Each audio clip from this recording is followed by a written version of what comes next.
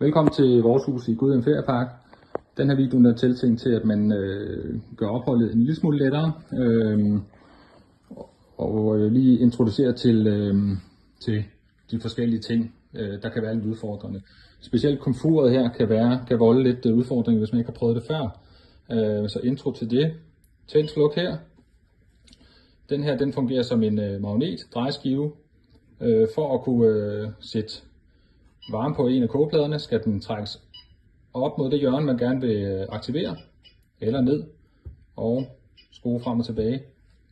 Om lidt så siger den en lille bip. Så er temperaturen låst, og vi kan ikke dreje, så er den ligesom børnesikret igen. Hvis jeg gerne vil aktivere den anden, kører den opad der, venstre hjørne. Hvis jeg så drejer til venstre, kommer der fuld blus på med det samme, så man er fri for at dreje så meget.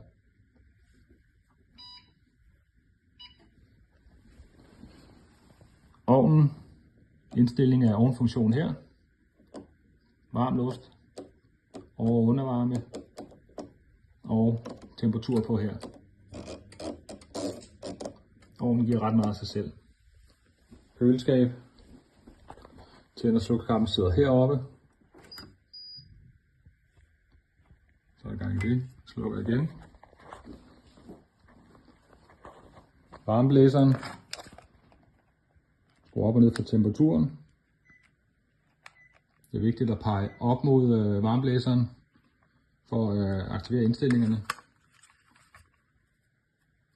Og skru op for hastigheden på, hvor meget luft der kommer ind. Og udsvinget, hvor luften skal blæses ind af. Jeg sætter den tilbage, det er vigtigt, at den ikke bliver væk. Og sådan set det samme med magnetskiven her. Hvis den er væk, så virker komfuret ikke.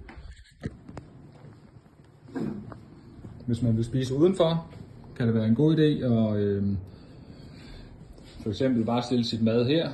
Lad være med at stille det ud, uden der er nogen opsyn med det, fordi morerne tager det, hvis det står uden opsyn herude. Så enten så vent til man er helt klar med at stille mad ud, eller lad en sidde derude og passe på det. Og det samme, det kan være fristende at stille skrald ude foran døren, men lige snart der er ikke nogen, der holder øje med det, så kommer måne og går i det, og så ligger der skrald ned af alle de små stier. Jeg har i koden til internettet, hvis kortet her skulle blive væk, og man skulle meget gerne have fået tilsat en kode også. Ja. I kassen herovre, hvis man vil drikke vin, så er der nogle lidt pænere vinglas end dem, der står inde i køkkenet her. Meget velkommen til at bruge. Affaldssortering. Det samme herinde. Vi plejer at samle plastik i den her. Almindelig skrald. Papir, pap og bioaffald. Vi håber, I får en rigtig god ferie og nyder ferieparken.